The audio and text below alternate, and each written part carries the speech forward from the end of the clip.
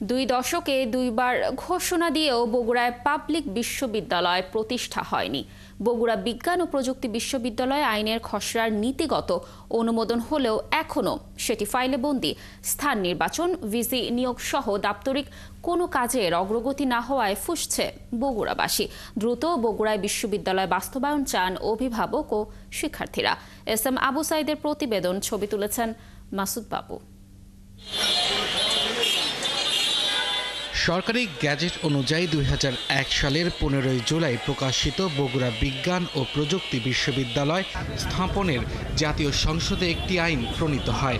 আইনটি ওই বছরের 15 জুলাই রাষ্ট্রপতির সম্মতি পায়। এরপর 2 যুগ পার হলেও বিশ্ববিদ্যালয় প্রতিষ্ঠা হয়নি। বগুড়াবাসীর দাবির মুখে 2023 সালে আবারও মন্ত্রিসভার বৈঠকে বগুড়া বিজ্ঞান ও প্রযুক্তি বিশ্ববিদ্যালয় আইনের খসড়ার নীতিগত অনুমোদন দেয়া হয়, কিন্তু সেটিও চিঠি চালাচালিতে ফাইলবন্দি। আমরা বগুড়াবাসী চাই আমাদের ছেলে মেয়ে এখানে ঘরে বসে তারা যেন বিশ্ববিদ্যালয়ে উচ্চশিক্ষা গ্রহণ করতে পারে। বগুড়ায় যদি একটি বিশ্ববিদ্যালয় হয় তাহলে অনেক মেধাবী গরিব পরিবার অনেক সুবিধা পাবে। এখানকার বাসিন্দারা বলছেন, জেলার 2টি সরকারি মাধ্যমিক বিদ্যালয় ও 4টি সরকারি কলেজ এসএসসি ও এইচএসসিতে বহুবার হয়েছে দেশ সেরা। এরপরও উচ্চশিক্ষা নিশ্চিত করতে জেলায় কোনো পাবলিক বিশ্ববিদ্যালয় নেই। আমাদের শহরে নাই এমন কিছু আসলে নাই, শুধুমাত্র একটা জিনিসেরই অভাব, সেটা হলো একটা পাবলিক ভার্সিটি।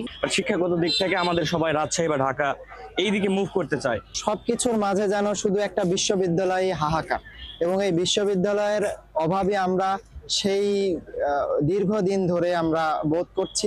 শিক্ষক প্রতিনিধিরা বলছেন, গত বছরের 22 মে থেকে বিশ্ববিদ্যালয় আইনটি কার্যকর হওয়ার ফলে ওই শিক্ষাবর্ষেই শিক্ষার্থীদের ভর্তির সুযোগ হওয়ার কথা ছিল, কিন্তু স্থান নির্বাচন, ভিসি নিয়োগ সহ দাপ্তরিক কোনো কাজের অগ্রগতি নেই।